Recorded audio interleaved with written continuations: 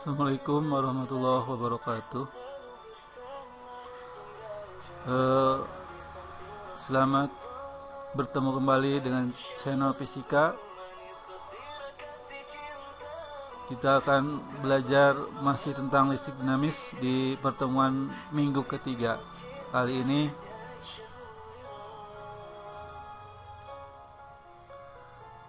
adapun bahasan yang akan dibahas yang pada kali ini pertama persepsi, artinya peninjauan kembali apa-apa yang sudah kita bahas sebelumnya. Kemudian peningkatan batas ukur amfimeter, kemudian rangkaian majemuk, dan energi dan daya listrik. Oke, kita langsung mulai dengan persepsi ya. Yang pertama, mengerti mengenai pengertian kuat arus. Kita sudah membahas sebelumnya bahwa arus itu adalah gerakan dari muatan listrik ya. Jadi arus dirumuskan I sama dengan Q per T. Muatan dibagi waktu. Kemudian apa yang disebut dengan muatan? Muatan adalah keadaan suatu benda yang bisa mengakibatkan gaya tarik menarik. Jadi keadaan dasarnya yang membuat dia tertarik. Pengertian muatan ini bahwa muatan itu ditentukan oleh banyaknya elektron ya, elektron di dalam benda itu. Ketika dia kekurangan elektron, maka akan bermuatan negatif, dan ketika kelebihan buat muatan negatif, kekurangan akan bermuatan positif. Kemudian tentang hukum Ohm, di mana bahwa hukum Ohm itu menyatakan hubungan antara tegangan dengan arus, bahwa arus itu besarnya tergantung kepada tegangan yang bekerja. Makin besar tegangan, arus juga makin besar. Sehingga perbandingan antara tegangan dan arus ini menghasilkan hambatan, di mana besar hambatan itu biasanya tetap. Hambatan. Kemudian untuk hambatan ini ada dua susunan hambatan, susunan paralel dan juga seri ya. Kemudian kita juga sudah bahas tentang arus pada rangkaian tertutup, bahwa arus ini kalau dirumuskan itu sama dengan I sama dengan tegangan dibagi oleh hambatan. Kalau misalkan tegangannya terbuat dari baterai, maka arus yang mengalir pada rangkaian itu jumlah baterai, jumlah tegangan dibagi oleh jumlah hambatan. Kemudian mengenai beda potensial antara dua titik di dalam suatu rangkaian itu, rumusnya adalah V sama dengan I kali R.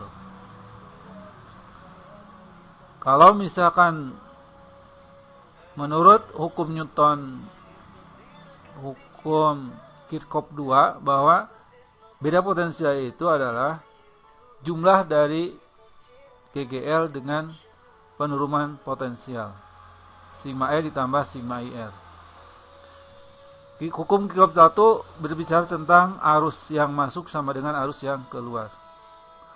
Hukum Kirchhoff 2 berbicara tentang GGL ya, penurunan GGL, jumlah antara GGL ditambah penurunan potensial sama dengan 0. Nah, yang terakhir kita juga sudah membahas tentang jembatan Wheatstone, di mana jembatan Wheatstone ini bentuk dari suatu rangkaian yang tidak bisa diselesaikan dengan secara seri ataupun paralel. Oke, kita masuk ke bab berikutnya, yaitu tentang rangkaian majemuk.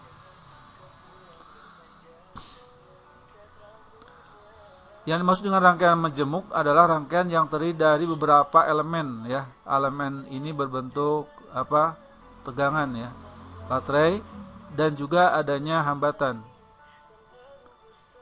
Jadi terdiri dari beberapa elemen dan hambatan dengan cabang arus lebih dari satu, di mana tiap cabang ada elemennya masing-masing. Ini salah satu contoh bentuk rangkaian majemuk. Oke, contoh bentuknya seperti ini. Ada E-nya, ada R-nya. Oke, kita lanjutkan ke cara penyelesaian rangkaian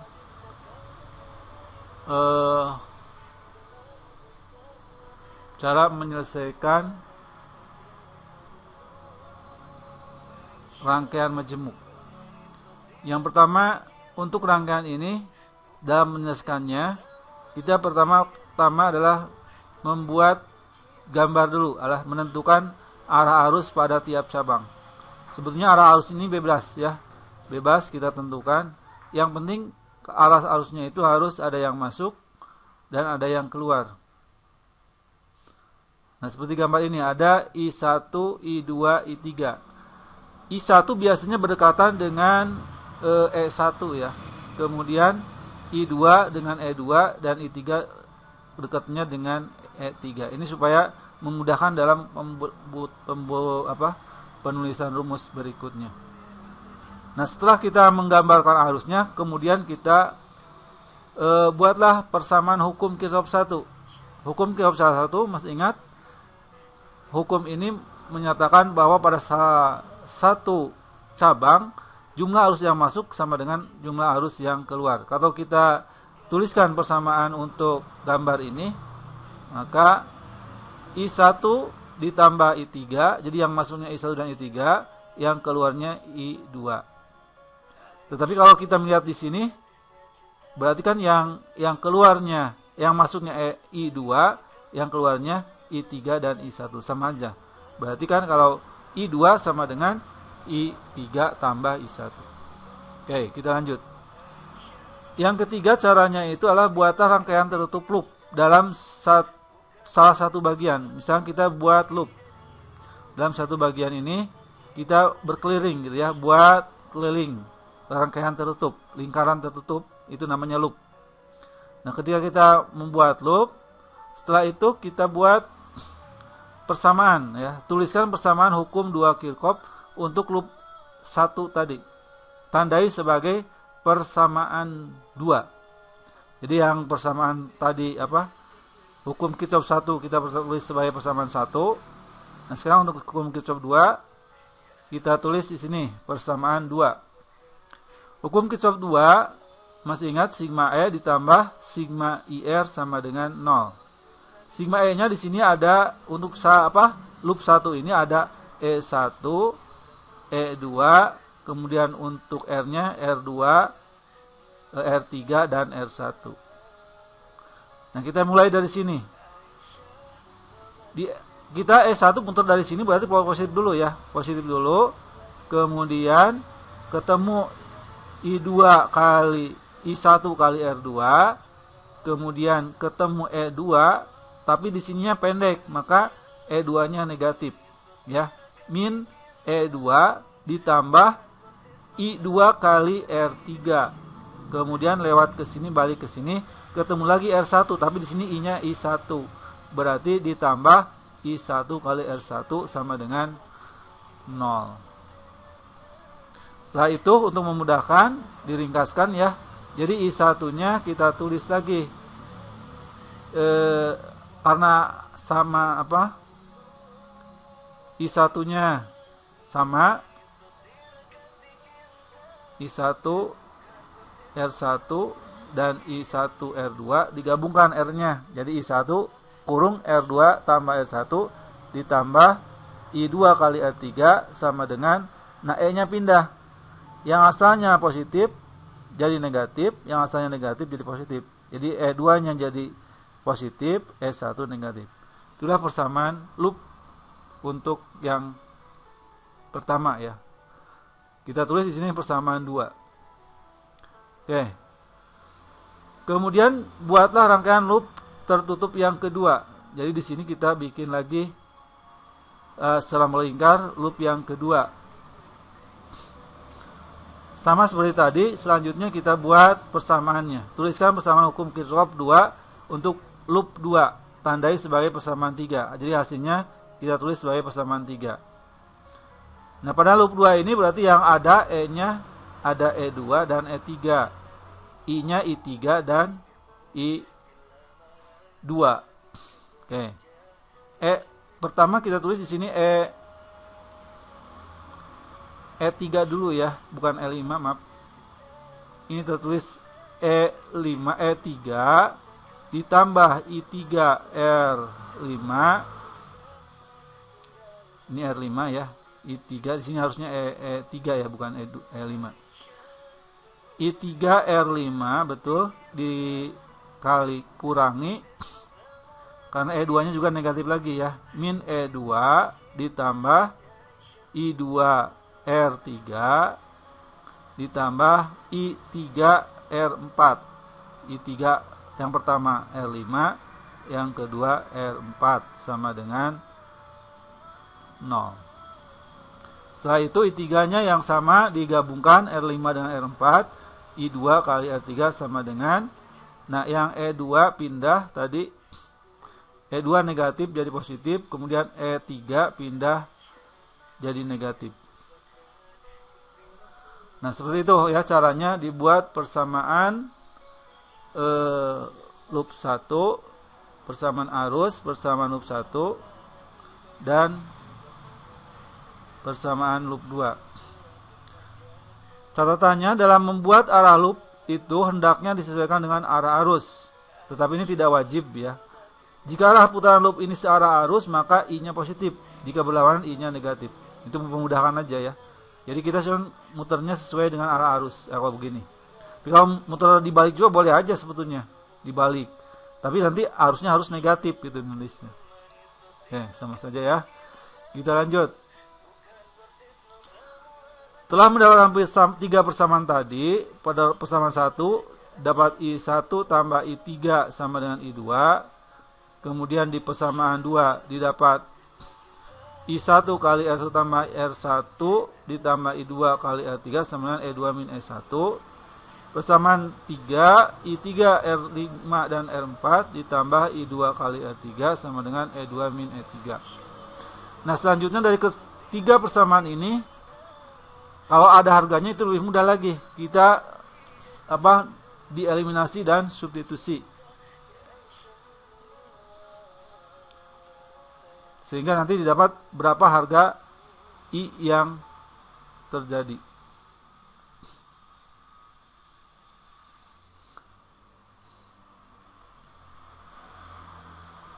Oke, kita lihat contoh soal.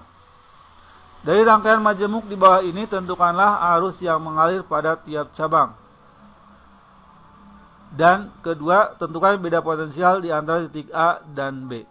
Ya. Jadi di sini sudah saya gambarkan ya untuk memudahkan. Jadi pertama kita buat tanda arusnya di sini. Arus ke kiri, kanan, tengah gitu ya.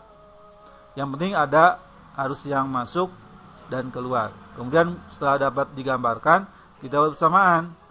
I1 yang ada di sini I1, yang ini I2, ini I3, ini I2. Jadi I1 tambah I3 sama dengan I2. Kalau disingkat atau dibentuk lain, I3 sama dengan I2 kurang I1. Tinggal pindah aja ini, I2 min I1. Nah, itu langkah pertama, menggambar dulu, kemudian buat persamaan arus.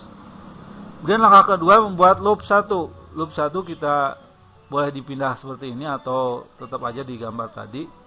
Kita berkeliling. Jadi untuk loop 1, ini ada E1 dan E2. E1-nya positif, E2-nya negatif. E1 min E2 ya. Ditambah I1 kali R1 ditambah R2. Karena di sini ada R2, di sini R1. Ditambah I2 kali R3. I2 kali R3. Sama dengan 0. Kemudian E-nya dimasukkan, E1-nya 3 volt, E2-nya 6 volt.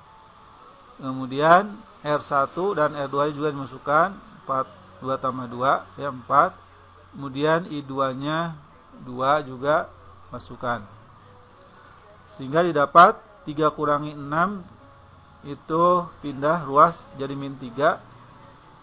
Kemudian 2 tambah 2 4 I1, 2 I2 dari sini ya. Jadi ini persamaan kedua. Persamaan satunya ini persamaan 2. Kemudian buat di loop 2 ini persamaan ketiga. Persamaannya kita lihat. Ada E3 positif, kemudian ketemu E2 negatif, ditambah I3 kali R3. I3 kali R4 dan R5. Ya, dalam I3 ini ada di sini, dan ini jadi ada 2 hambatan, R4 dan R5 digabung. Ditambah I2 kali R3. I2 R3 sama dengan 0. Kemudian dimasukkan seperti tadi, 3 kali 6 min 3, I2-nya kalikan, masuk-masukkan, didapat persamaan 2 I2 ditambah 4 I3 sama dengan 3. Selanjutnya persamaan 3 ini disubstitusi ya dengan persamaan 1.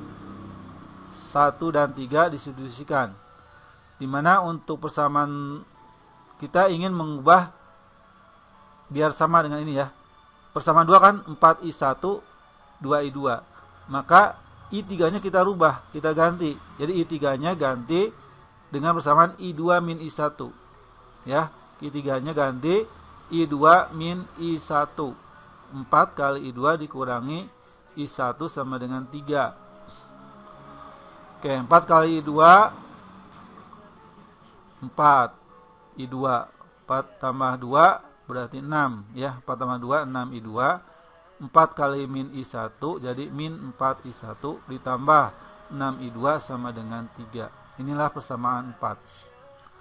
Selanjutnya persamaan 2 dan 4 dieliminasi ya. 2 persamaan yang sebelum tadi ini, yang ini 4I1 tambah 2I2, dan persamaan 4-nya min 4I1 tambah 6I2 sama dengan 3.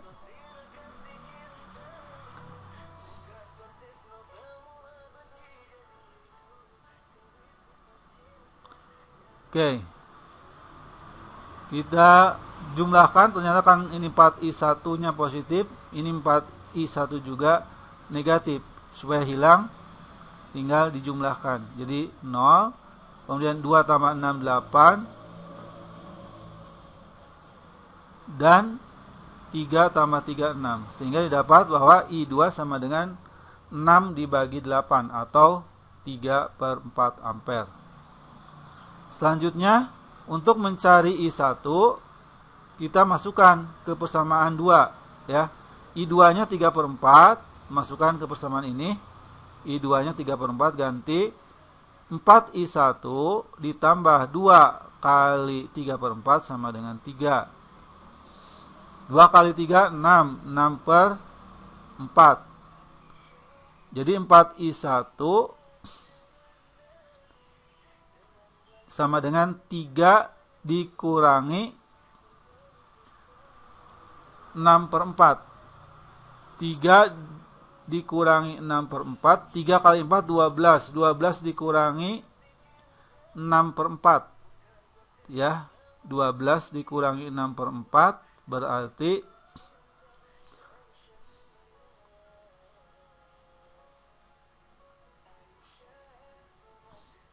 12 dikurangi 6, 6. Jadi 6/4. 6/4. Jadi I1-nya 6/4 dibagi 4. 4 kali 4, 16. Kemudian 6 dibagi 16.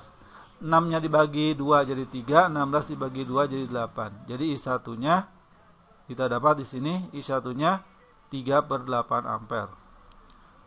Nah, selanjutnya untuk mencari I3, masukkan I2-nya 3/4 dikurangi I1 3/8. Oke. 3/4 dikurangi 3/8 disamakan penyebutnya. Jadi 3 6/8 dikurangi 3/8 sama dengan 3/8. Itulah hasilnya. Jadi I1 3/8, I2 3/4, I3 3/8.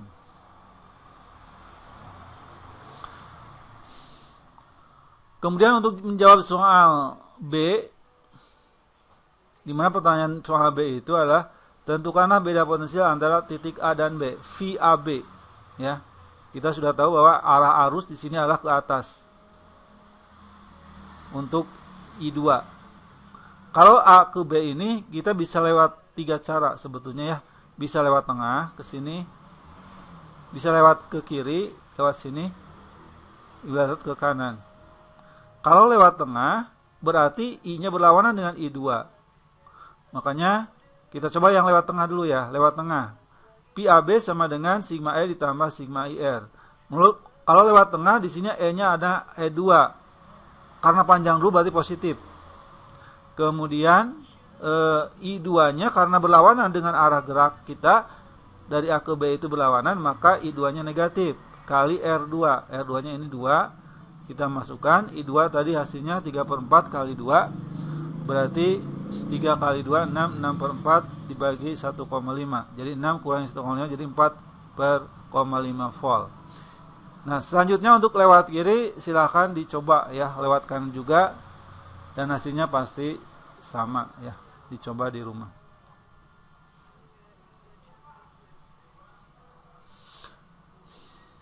Oke, itu untuk rangkaian majemuk. Ini ada tugas ya, latihan seperti biasa. Ini kalian kerjakan di buku latihan ya, di rumah kerjakan. Pertanyaannya, tentukanlah arus pada tiap-tiap cabang. Yang kedua, beda potensial antara titik B dan E. Juga hampir sama, sebetulnya ini lebih sederhana ya. Ini soalnya lebih sederhana karena E-nya cuma 2. Kemudian kita muter di sini atau di sini. Jadi di sini bisa muter itu bisa lewat sini atau lewat ke sini ya. Ini ke sini muter gitu ya. Dari dia juga bisa lewat bawah lagi muternya. Itu lebih mudah.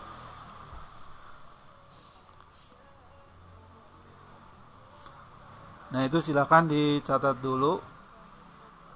Oh ya, ini ada perubahan di sini ya, untuk mempermudah ya. Angka 6 itu kita simpan di sini ya, untuk 0,5 ganti dengan 6. Kemudian untuk yang 2 ke atas, yang paling bawah ini ganti dengan 3. Untuk yang 01 ganti dengan 2. Disesuaikan ya. Jadi 5 paling besar dengan 6 paling besar. Kemudian R2 ganti dengan 3 yang sedang, dan R1 ganti dengan 2 ohm. Untuk mempermudah karena ini terlalu kecil angka-angkanya, jadi kita buat dan ini aja. Oke, seperti itu untuk soal nomor 2. Dan untuk soal yang nomor 2, di sini ada R kecil ya, R kecil. Jadi R kecil ini harus dimasukkan. Jadi kalau di sini R kecilnya barengnya dengan 24, dijumlahkannya dengan 24. Kalau yang di sini R kecilnya dijumlahkannya dengan 9. Ya, gitu. Kemudian R tengahnya 10 tidak pakai E, itu lebih mudah lagi. Oke, kita lanjutkan ke pembelajaran berikutnya, yaitu tentang energi dan daya listrik. Yang dimaksud dengan energi listrik adalah energi yang diserap oleh suatu alat listrik ketika digunakan, ya. Jadi ketika kita misalkan menggunakan bohlam, maka bohlam itu akan menyerap energi listrik. Nah, besarnya energi itu tergantung kepada besaran V, tegangannya, I arusnya mengalir, T sama waktu, PIT. Atau karena V sama dengan I kali R, sehingga I kali R kali I kali T, jadi I nya I kuadrat. atau irit ya, I kuadrat kali RT. Nah, kalau misalkan I-nya yang dirubah, kalau di sini kan V-nya yang dirubah, kalau di sini I-nya itu kan Pi per R, maka V-nya jadi Pi kali Pi kuadrat dibagi R kali T. Jadi ada 3 rumus mencari energi, VIT, I kuadrat RT, dan Pi kuadrat per R kali T. Kemudian untuk daya adalah energi per satuan waktu, energi yang diserap per satuan waktu. Rumus daya adalah pertama P sama dengan W, energi dibagi waktu. Karena P-nya W itu sama dengan P kali I kali T, tinggal dibagi aja, PI kali T bagi T, berarti T-nya hilang. I kuadrat kali R dibagi T, nah I kuadrat kali R. P kuadrat per R kali T per T, berarti P kuadrat per R. Jadi rumus daya listrik itu tidak pakai T. T-nya dibagi, jadi rumusnya seperti itu. Pengertiannya di sini W itu adalah energi, V adalah tegangan, I kuat arus, T waktu, R adalah hambatan, dan untuk P ini adalah daya. Di dalam kehidupan sehari-hari di tengah masyarakat mungkin kita mengenalnya bukan joule ya, satuan energi itu adalah kWh. Ya, makanya di sini ada tulis kWh, 1 joule. Kita kan mengenalnya joule, tapi di listrik biasanya pakai satuan kWh. kWh artinya kilowatt hour. Artinya kilowatt kali jam, ya. Kilowatt itu kilowatt 1000 ya, 1000 watt. Kalau 1 hour 1 jam. 1 jam itu kalau dibuat detik 3.600. 3.600 kali 1000 berarti 3.600.000. Kalau disingkat 3,6 kali 9,6 joule. Berarti 1 joule sama dengan 1 per 3,6 kali 9,6 kWh. Jadi kalau udah mau dari joule dibuat kWh, tinggal dibagi 3,6 kali 10 pangkat 6. Kalau dari kWh dibuat joule, tinggal dikalikan 3,6. Kalau dari kWh ke joule itu dikalikan, kalau dari joule ke kWh dibagi. Itu hubungan antara joule dan kWh. Oke, kita kerjakan contoh ini. Contoh 1. Sebuah lampu pijar tertera tulisan 100 watt 220 volt. Pertanyaannya, tentukanlah apa arti tulisan itu. Ya, silahkan dicari apa arti tulisan itu. Kemudian kalian jawab. Berapa hambatan lampu? Nah, hambatan lampu bisa dicari dari rumus ini. R. Bahwa P itu V kuadrat per R. Daya sama dengan P kuadrat per R. Berarti R sama dengan P kuadrat per P.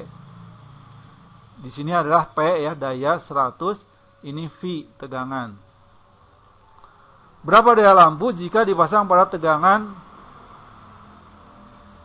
110 volt? Ya, dengan rumus yang sama bisa P sama dengan P kuadrat per R. R-nya didapat dari soal B. Berapa daya lampu jika dipasang pada tegangan 250 volt? Kemudian yang E, berapa energi yang diserap jika dipasang pada tegangan 220 volt selama 10 jam? Berarti ini tinggal energinya dikalikan aja. Energi sama dengan V kali I kali T. V kali I kali T. P-nya 220 volt, I-nya dicari dulu. T-nya berapa? 10 jam. 10 jam dibuat sekon, ya.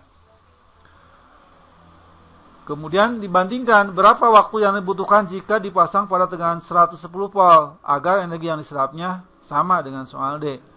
Jadi dari soal ini dapat energi berapa kalau dayanya atau tegangannya 110 volt. Bisa kalian cari. Oke. Kemudian yang G, jika lampu dipasang pada tegangan 220 volt selama 10 jam per hari selama 1 bulan, berapa energi yang diserap lampu dalam joule dan kWh?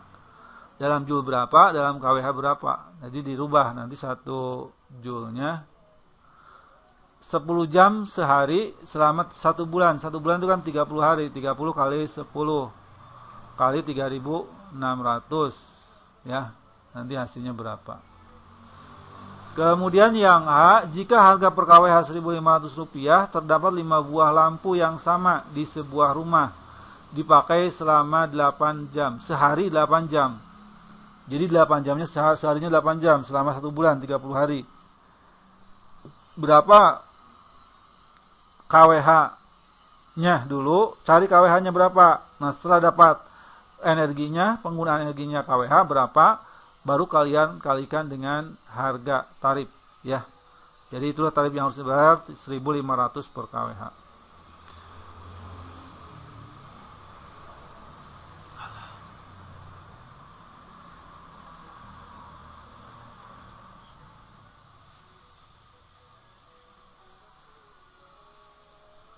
Demikianlah pembelajaran kita kali ini. Mudah-mudahan dapat dipahami. Kalau ada yang ditanyakan silakan japri melalui WA atau melalui lain juga bisa mungkin ya, terhadap gurunya masing-masing. Silakan. Atau boleh silang juga ya, nggak apa-apa. Yang diajar Bu Ain hanya ke Pak Yuyus boleh, atau ada yang diajar Pak Yuyus hanya ke Bu Ain, silakan. Terima kasih untuk hari ini. Terima kasih. Wassalamualaikum warahmatullahi wabarakatuh.